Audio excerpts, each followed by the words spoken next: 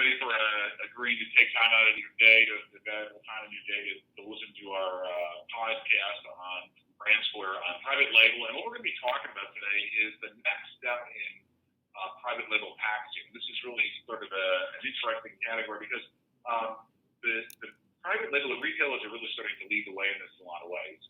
What we've seen is that in the past, you saw that the retailers were about trying to get that national brand equivalency, the NBE.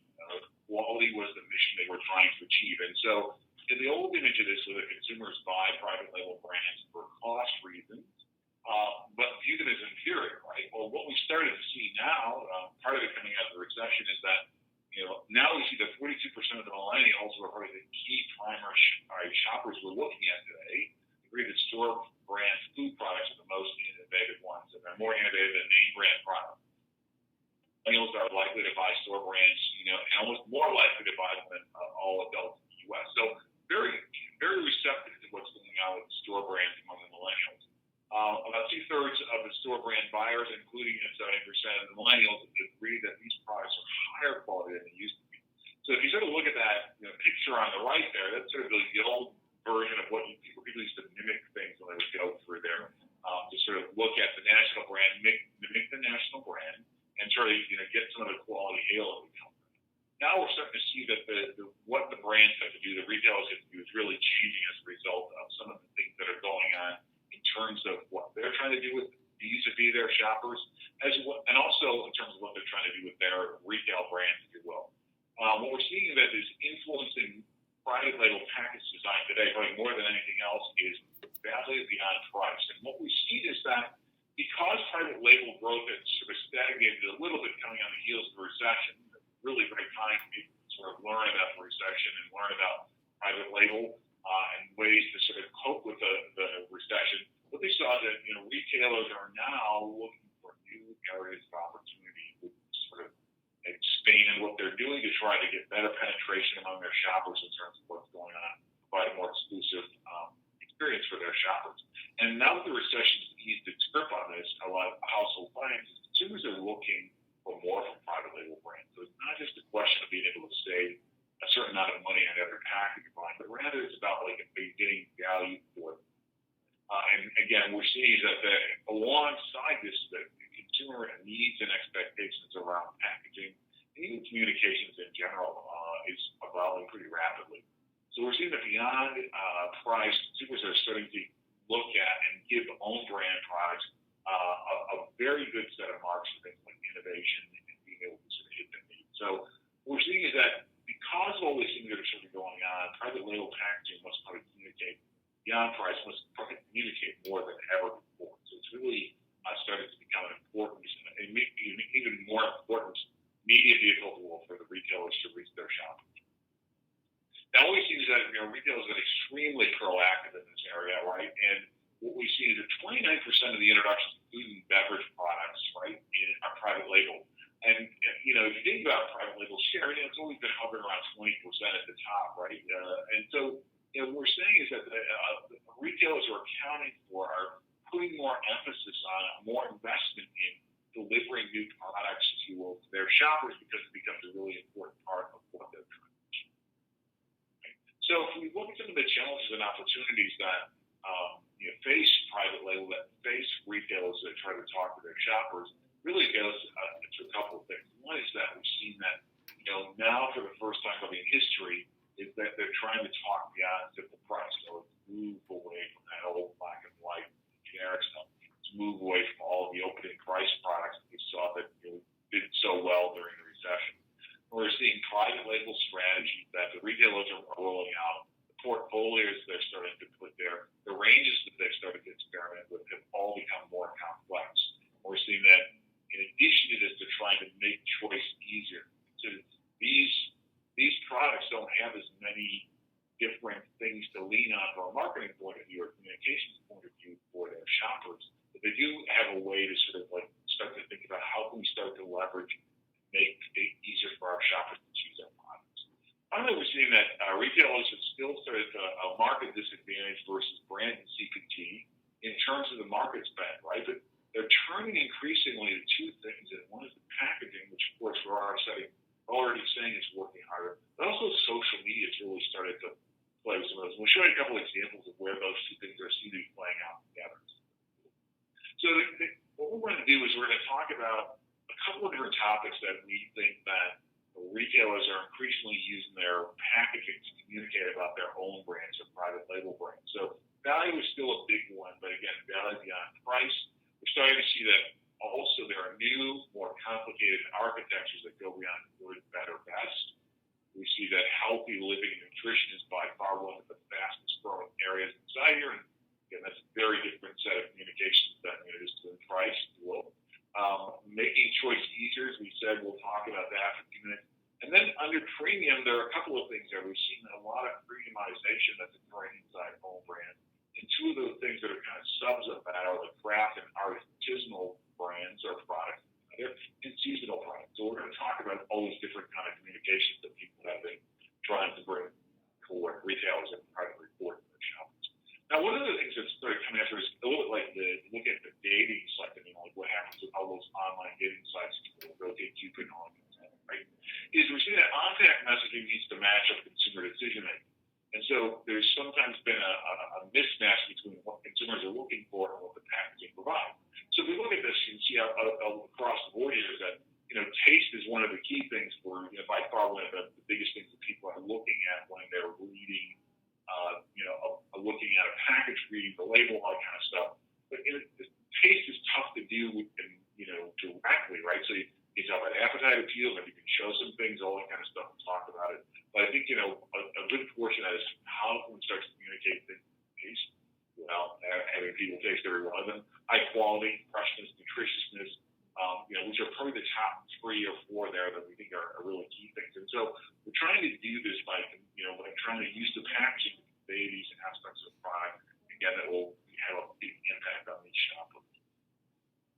So, one of the things, as we said before, is that, we still seeing some of this, but it's a little bit less pronounced than before when we looked at the Head & Shoulders example, how a lot of the private label brands were sort of mimicking what was going on there. What we've seen is that private labels openly compare themselves to brands by copying their packaging, especially in some categories like cereal, sauces, dressing, pasta, laundry detergent, personal care, and pet, right?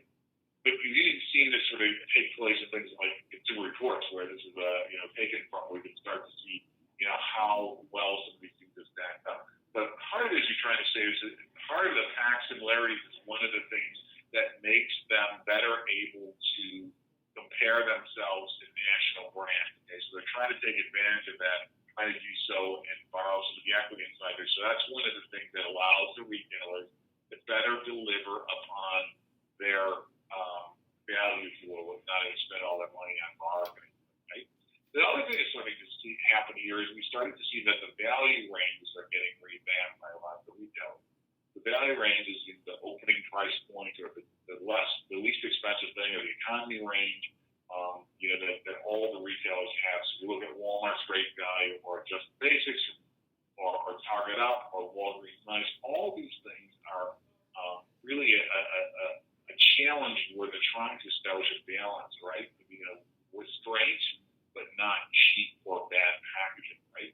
That's one of the things they're trying to balance, is you don't want it to look too cheap, too poor quality. At the same time, what we're seeing is, if you want to think about one of those trends that goes on here, is just seeing white as being one of the key basic, themes that we see in a lot of the packaging and some colorants. Okay? One of the other things that a lot of retailers have to deal with is that if you think about having any category, right? So here we've looked at like sauces or condiments, right?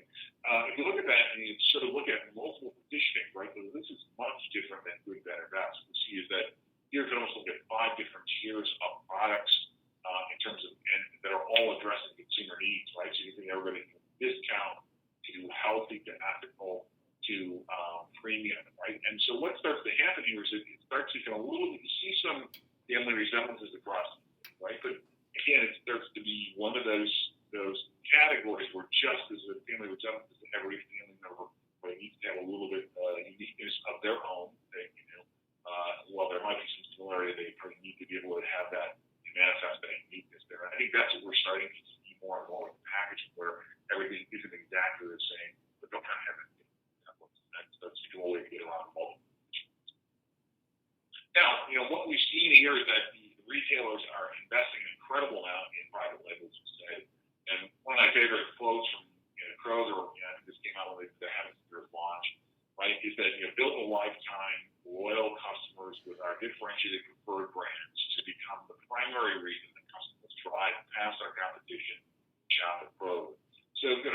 spent a lot of time trying to make sure that they are delivering for their shoppers. And they seem to be pretty successful at it. We've looked at probably 25 straight quarters of positive results from them. Also, if you look down at the bottom there, we're going to talk about Simple Truth branding, which is now well over $1.2 billion. So it's doing pretty well in terms of what's going on. They've also sort of done a great job. If you look on the upper left there, it's reinvented its entry level. So it's trying to, it's retired its value label. It's replacing it with new brands that are sort of more fun and interactive. So the brand, the Heritage brand, the Check This Out brand have all sort of done pretty well in terms of starting to really make some footholds on the shoppers. And then at the other end, right, if you look over on the right there, there's their new Hemispheres brand, which is an international foods brand, right? So it's trying to bring, trying to address the foodie, it's trying to address, cuisines from around the world, so it seems to be doing pretty well. And then finally, the probably, the star and the tiara, if you will, is the Simple Truth brand, which has done a really good job of starting to, establish Kroger as, healthy living, if you will, for their shoppers. So we spent a few minutes talking about healthy living. This is probably one we'll devote a little bit of time to because it's an important trend. But it's one that we've seen a lot of work inside. So again, what we're seeing is that the healthy living emphasis is coming from a lot of different markets. But the retailers are seeing that this is a way to sort of showcase their health and wellness credentials, right? So sometimes you're attacking things where you might do this in conjunction with what you're doing in your produce or perishable aisles, or you might do this with your bulk aisles, right? All ways to sort of play up the organic notion of what you're doing here. I think what this starts to do is it starts to speak to the fact that retailers are getting much better at meeting the needs of their consumers. So you look at things like Super Value as well, Harvest, where you're looking at Kroger, Simple Truth. They've done really well in terms of sort of what they're getting as they go through. And one of the things you'll notice about this is like it seems like green, and we'll talk about this a little more broadly, and muted colors or earth tones seem to be doing a lot more in terms of the health and wellness packaging that's occurring inside only. So what we see is that everybody agrees that they should be eating healthier. Watch what they eat. More than half the shoppers say that the nutritional panels are informative, so they are helping them. But a third say that the nutritional panels influence their purchase, but only 25% of them said that they really understand those panels. So it's something they look at. It's something that plays an important role in how they do their purchases. If you think back to some of those things we talked about a little bit earlier, about nutrition and freshness and all that kind of stuff there that you think that they are looking at, but not everybody understands them. And so what we started to see is that we've seen some segmentation that occur according to almost generation or age segment or age group as we've looked at, right? So what we've seen generally is that the people who are most likely to look at, and on a regular basis, food packaging, either when they're looking at the labeling itself or they're using it as a way to help them make safer choices, you see that it's highest among the older groups. If I look at baby boomers and I look at the tween generation, more than half of those, or about half of those folks are looking at that on a regular basis. I look at some of the younger consumers, it's probably closer to a third. So what we're seeing is that they're looking for some of this, but not all it's going to come from packaging. We'll see a little bit later is that they seem to be looking at packaging in conjunction with social or online health. So one of the other things that's really starting to morph in the development side, what's going on with how people look at healthy living, if you will, is if you look at the food claims that are starting to come through, start to see that people are increasingly looking for very specific information about what it is they're going to be putting into their bodies when they buy these products, right? So, nutritional messages, yes, make sense. It's a good source of a certain vitamin or whatever happens to be there, or it's low in carbs, or it's full serving of fruit or veg. So you can start to see that all those start to play out in control. What we're starting to see, though, is like the bloom is off the rose on things like all natural, right? So all natural has become devalued, if you will, as a term or as a thought, because nobody really knows what it means. So it's kind of like a little bit of a catch-all phrase or miscellaneous category. So consumers are looking for much, much more specific information. And here we looked at just what's going on with changes in package claims as we've looked at them over time. You can see things like kosher continue to be pretty strong, which is another indicator of, this is a pretty good product. We've seen that low, no reduced allergens is really one of the hot things. gluten-free, another one of the hot messages. All natural is really used down almost 4%. So we're seeing that there are some big changes in terms of the claims that again, private label are using when they go through. Now, one of the other things is also true about the healthy living stuff is that shape and color play a role here as well. So we started to see that you can see they strive to look natural. So just as the value stuff tried to strike that balance between looking pretty good but not looking too good or not looking too cheap, we see that they're trying to get a balance here. And part of what they're trying to do is, that we see a prevalence of green and brown, and we see a prevalence of matte finishes. So natural or earth tones that seem to play a larger role and create an association, with that. And it also seems to be that the non-slick or the non-gloss finish is playing a huge role as well. So one other point here that I wanted to cover for just a second here is that, we're seeing that, we showed you that how younger consumers were less likely to be looking at packaging to get their information. Increasingly, we're starting to see, and again, healthy, Simple Organic Truth has done a great job of this, where what they've done is they started to augment what they've done with their packaging, both online and on their Facebook pages, right? And, if you think about one of the premises there is it's free from 101 ingredients that covert shoppers don't want inside their food. Well, you're not going to want to put 101 ingredients on a packaging. So what we're seeing is that increasingly these folks are, starting to use, they're turning to the web page, they're turning to the social media as a way to sort of get some of that. Similarly, we see the same kind of big pull in terms of the list of 78 ingredients that they put in on their products.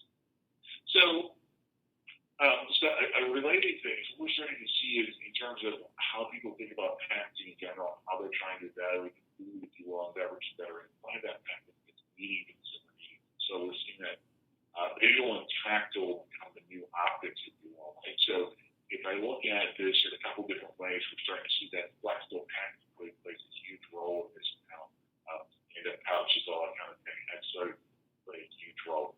It's made it easy to choose a product. So, the combination of the functionality, so the resealability, the ability to keep something fresh, portable, multiple occasions, waste control, all those kind of things are really good, options that are much more functional. On the hedonic side of things, right, you can start to see, if you will, even this example here, you can start to see and almost feel what this product is like, right? So it's not hidden behind paperboard or it's not hidden inside some opaque package. You can literally see the product. So, it starts to become really, really good in terms of what's going on. So consumer perceptions are probably trumping claims that are on packaging, right? So if you have a little bit of both, fantastic.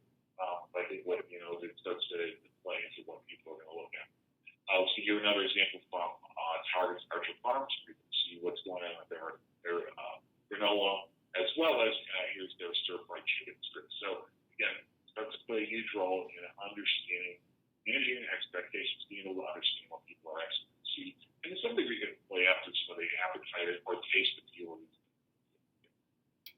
And then under premium, we want to talk about this a lot. And again, retailers are evolving and repositioning value of premium ranges. And again, we're seeing it completely starting to move into new areas that create competition for branded, national brands, right? So for right now, the people are doing the greatest push inside are the discount retail. So, Vital is just starting to come to the U.S.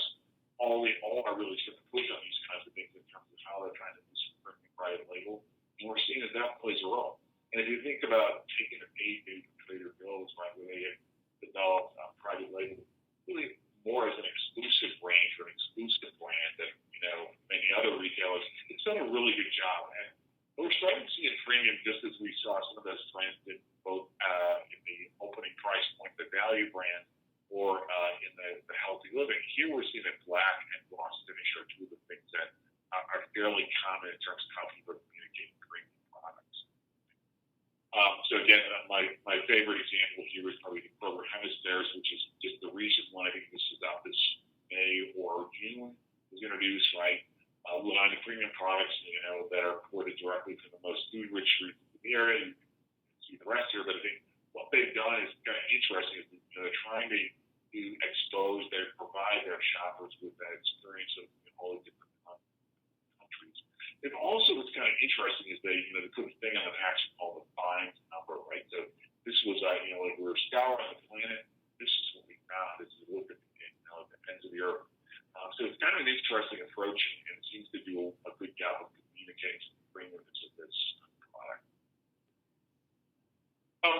Another strategy, which is kind of close to the hemispheres, but I think we just want to take a look at it a little bit. If we look at craft and artisan, which is starting to become part of it, it's a form of premiumization, but it's beyond process. It's trying to rehumanize, right? So if you look at what they're doing here, they're trying to premiumize stuff via craft, via the artisan. There are lots of things you can do, right? So provenance, production methods can all serve as clues that these are a craft or an artisanal product. We've also seen that artisans are more believable and premium themselves, right? So there's going to be some imperfections inside it that we see as we go through, which is kind of an interesting, humanization, if you will, of the product versus it being an artificial, making it mechanized process. It also starts to counter the over-processed perception of a lot of things. We know that craft is also associated with ingredient quality. And then finally, what we're seeing in the packaging is like use of different kinds of substrates, materials, so wood, fabric, craft packaging, or paper, right? All these things are becoming much more mainstream in terms of what we've seen. So one of the examples we just wanted to use was Select Tia, right, which is a kidney bean product from Rossi, right? It's a good example of that, right? We start to see it's got a lot of these things inside there. You can see into the packaging. You can start to see what happens about in terms of the material being a little bit different. What we started to see for all these things in the premium, in the craft and the artisanal side of this thing is that the material itself is starting to communicate a little bit different things using different packaging. There's a lot of visibility in what goes on here. And then sometimes even the way the presentation, the information is presented starts to get there. You can start to think about handwritten things or batch numbers or fine numbers. All these kind of things are enabling pack variation to occur on sort of a mass scale. This is also one of the things that's going to create that notion of craft and art. Finally, we see one of the last things here is kind of interesting is pumpkin spice latte as being the purview of Starbucks. What we've seen is that seasonal products account for about 5% of supermarket sales in general, and we've seen we just picked an example here. Trader Joe's had 22 pumpkin spice products in 2015. What's interesting about the seasonal stuff is it's a chance to start new family traditions, new holiday traditions, and it generally tends to be incremental in terms of what it does. So, it can play a huge role here in terms of this limited time offer, if you will, or, fourth flavors, whatever you want to call them. But what these start to do is they start to create a form of incremental buying that, almost becomes a habit, almost becomes a new tradition. Shoppers go through it. So, increasingly, retailers are all paying attention to this when they go through and build their products for the future. So, just to conclude, we have a couple of final thoughts about this. One is that we're seeing that there are a lot of opportunities inside private label for both developing and revamping packaging, given the changing needs and expectations about shoppers. We're seeing that there is a need for better, more sophisticated communications, right, for on pack to help consumers when making a choice. We're seeing in things like value. We're seeing in things like healthy living. We're seeing making it easy to understand what consumer needs are when they look at things like how do I determine these things, right? So when I'm looking at what they need to that package, they need to be a visual proof, tactile proof of how it's working. We also saw that premium started to play a role here, and a couple of things that were sort of under that premium were things like craft and artisan, as well as some seasonal products. A couple other things we just want to talk about inside here is that when we think about the ability to communicate here, what we've seen is that increasingly packaging has to do a couple things, right? Because it's going to operate inside this first moment of truth when somebody is inside the store. So what we start to see is that it starts to, you need to be able to facilitate consumer choice. Why should they choose this product over another one?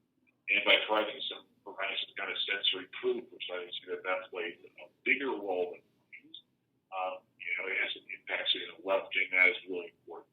And those kinds of methods can be important, especially when we start to look at things like premium products and healthy living products, or specifically talk about the benefits of this product, or we can talk about its local nature, or the artisanal backstory of the company, as well as functionality. So we're starting to see that a lot of the flexible packaging is playing its role for a lot of different better attuned to shoppers' needs and better designed around their moments of truth. So what we started to see is that when you look at this, we're starting to see a move towards trying to do clean labeling, not just in the nutritional sense, but to simplify the labeling. And so by putting some of the details online of that zero moment of truth, we showed examples of that both from social media and from the website, you start to see is that there are, it's an easy way for people to sort of go through and look for that without turning everything into mouse type on the package itself. And then they can understand it at the shelf because you're going to, a lot of things that are brought to the forward in the packaging now with nutrition. As again, there are perceptions that are sort of helping us with through sensory perception, the colors, the finish, the fabric, all those other things that are the substrate or what are trying to affect so how they're thinking about packaging. So with that, I'd like to say thank you and see if there are any questions. Also, I want to mention that this presentation will be on SlideShare. It can be addressed down there below, and version of it up there so you can get it at your earliest convenience. What we're seeing is that one question is the role and the expectations around packaging, especially the private label arena, changing or evolving. I think again, what we're seeing is that people are expecting more from packaging more and more. They're expecting more from store brands. And so what they're looking for from this packaging is to convey the specialness of it, the uniqueness of it, the value for the money that product provides. And so we're seeing that increasingly, there's sort of that expectation from shoppers, but there's also then the thing that matches up to that we talked about is with the role of packaging is starting to match up a little bit better with the expectations of shoppers. So just like those dating sites, we see that starting to align a little bit more. One of the other questions you could say is like, what role are consumers playing inside this whole thing, right? And they're playing two roles. One is that increasingly the retailers are looking to consumers, they're looking to shoppers to sort of understand what they need, what their desires are. Increasingly, we'll see a lot of segmentation that occurs across private label, which addresses specific needs, whether that starts to be something like the need for gluten-free, or it needs to be something more specific than that all natural. We saw that was kind of a catch-all phrase. What we're seeing is that increasingly consumers, that shoppers are playing a huge role inside here. And they're looking for, and in a lot of cases, they want to be part of the role for the process, and we're seeing increasingly the retailers are taking it on, and they're including the shoppers. And then one last question I think here, time for is that one of the questions is the speed, is the need for go-to-market, is it increasing? And I think the answer is yes, right? What we've seen is that if we look at the number of new product introductions, if we look at the number of product remakes, if we look at all the kinds of things that have been going on in terms of private label, right? It's just see that there have been so many of these things that have been launched over the globe. Sometimes they're new products, sometimes they're revamps of the packaging or they're line extensions. But we're seeing that more and more instead of like every 5 to 7 years, people are doing it about every year or so. So we're starting to see that that's occurring much, much more rapidly. Okay. All right. This is one. Again, I can't see this question, so I'm going to all that question. Okay. Is packaging being asked to do too much? Right. It's one of the questions. And so, it's an interesting question. Sometimes you could argue that it is, but I think what we started to see is that the retailers, as well as other manufacturers, have already noted that what they're trying to do is they're trying to move back from too much clutter on the packaging. So by moving some of those details to social media, by moving some of those details onto the websites we showed you, or by trying to simplify the package by bringing things like some of the nutritional things front and center, or by focusing on using sensory perceptual cues, it's kind of a way to get around some of the clutter that could result if you're trying to extract the package. Okay. Again, so I'd like to thank everybody for their time today. I know it's been really busy around this time as we head towards Thanksgiving. appreciate it. And again, as we said, that you can look at SlideShare and download a copy of this presentation, or you can ask our folks for it from Brandsburg. Thanks very much.